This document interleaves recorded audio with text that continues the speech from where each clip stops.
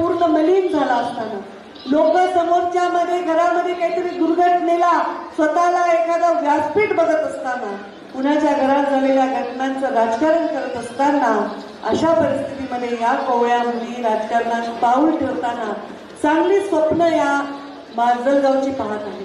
हा माजलगाव भ्रष्टाचार मुक्त कारभार करेल, या माजलगावमध्ये पाणी वेळेवर येईल, नाल्या पावसाळ्याच्या आधी साफ होईल, या माजलगावमध्ये रोड रोमियोचा बंदोबस्त केला जाईल. आज खरं सांगू का, माझ्यातल्या पंकजा मुंडेला थोडं रिटायरमेंट घ्यायचं समाधान वाटायला लागलं की आपण जेव्हा आता नाही थांबा, अजून बरेच काम करायचं, पण मला जेव्हा रिटायर व्हायचं असेल तेव्हा एक चांगली पिढी मी घडवली असं तरी मला माझं आठवण काढताना लोक म्हणतील. कारण मला निर्णय घेणं हे खूप कठीण वाटत होतं. कोणाला द्यावं. प्रत्येक निर्णय हा योग्यच असतो, पण योग्यात योग्य. प्रत्येक पुरुष उत्तम असतो, पण प्रभुराम पुरुषोत्तम आहे. तर तसं आपला उत्तम निर्णय कसा करावा हा प्रश्न मला पडला होता. मग मी कुठेतरी आपलं काहीतरी बघत होते कार्यक्रम टीव्हीवर. त्या कार्यक्रमात ते सांगत होते, पहिले सतयुग असायचं, सतयुगात लोक चांगले होते सगळे, बरोबर. सतयुगानंतर काय आलं, प्रभू रामांचं कोणतं युग आहे, त्रेतायुग आलं. त्याच्यानंतर कृष्णाचा जन्म झाला, कोणतं युग आलं, द्वापर युग आलं.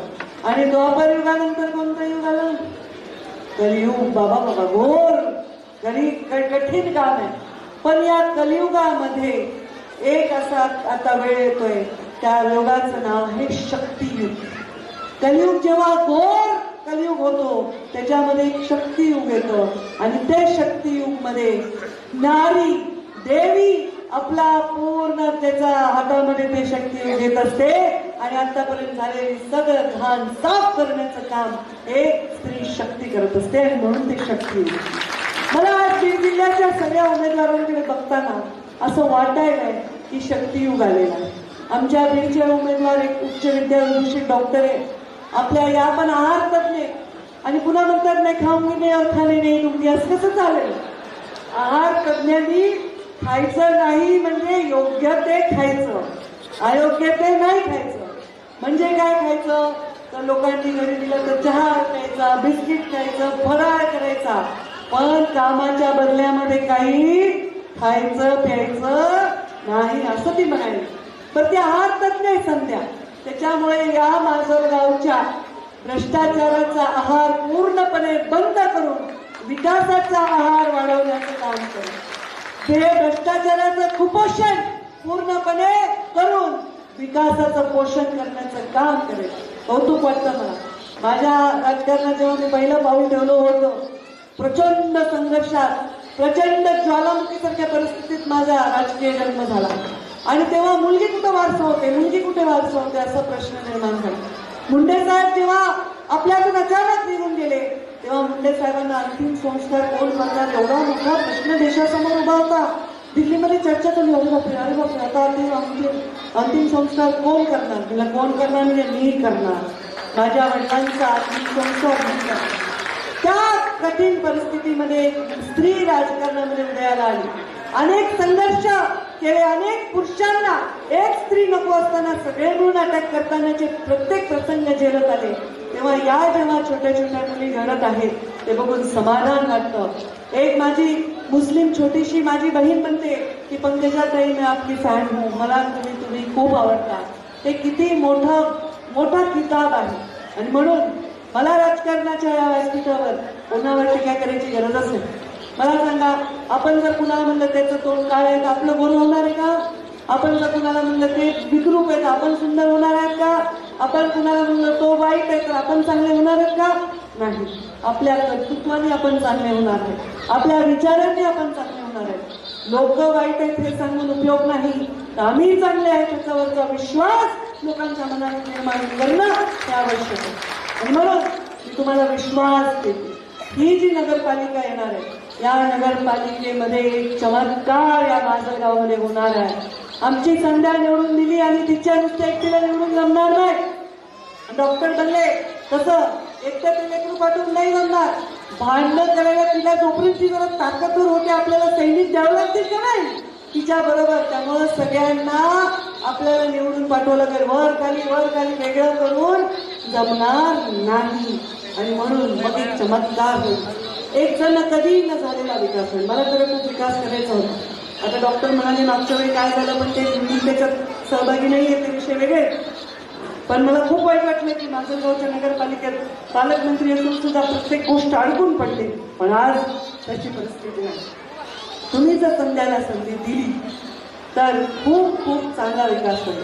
त्या भ्रष्टाचाराच्या प्रचंड या उन्हाळ्यामध्ये आपल्याला एक शीतल संध्या अनुभवायची असेल आणि आपल्याला विकास अनुभवायचा असेल तर कमळाच्या फुलासमोरचं बटन दाबून प्रचंड मताने पॅनल आपल्याला विजय करावा. खरंय, आमच्या बहिणींनी सांगितलं आपलं नाम मी फिक्स नाही काय नाव रे बेटा तुझं, मला ते कळलं. मिसबा तिने सांगितलं की आम्हाला या सरकारमधून काय मिळतं. मी सांगायची गरज आहे. सांगा बरं तुम्ही कोणत्या लाडक्या बहिणी आहेत तिथे आहेत का नाही. आता लाडकी बहीण एकाची आणि दुसऱ्यासाठी मतदान होणार आहे का तसं. कोणाच्या लाडक्या बहीण आहेत तुम्ही. आमच्या महाराष्ट्र सरकारच्या, आमच्या देवेंद्रजी फडणवीस यांच्या लाडक्या बहिणी आहेत. मग तुम्हाला लाडक्या बहिणी केल्याबद्दल तुम्ही भावाला लाड करावंच लागेल ना.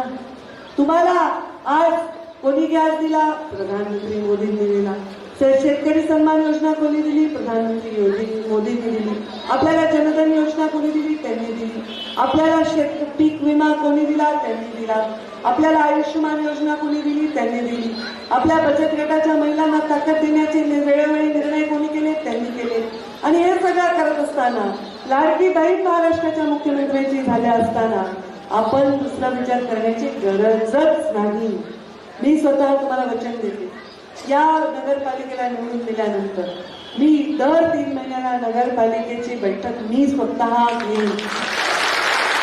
या राज्याची मंत्री म्हणून आणि तुमची लेख म्हणून, तुमची पालक म्हणून मी स्वतः घेईन. प्रत्येक बजेट हे व्यवस्थित वाटलं जाईल याची मी स्वतः खात्री करेन. पहिले महिलांची वणवण थांबवून स्वच्छ गल्ल्या करू, स्वच्छ सगळं म्हणजे डास बीस काय मलेरिया वगैरे डेंग्यू बिंडू सगळं माजलगावच्या बाहेर वेशीच्या टाकून देऊ. काही घरोघरी महिलांना देण्याचं काम करू, स्वच्छ रस्ते करू, चांगल्या शाळा करू, टॉयलेटची महिलांना व्यवस्था करू, मुलींना व्यवस्था करू. अभ्यासिका आता काय मागितलं तर अभ्यासिका मागितली मला परळीमध्ये आमच्या कार्यकर्त्यांनी, तर वेळ अभ्यासिका करू. जे IAS IPS होणार आहे.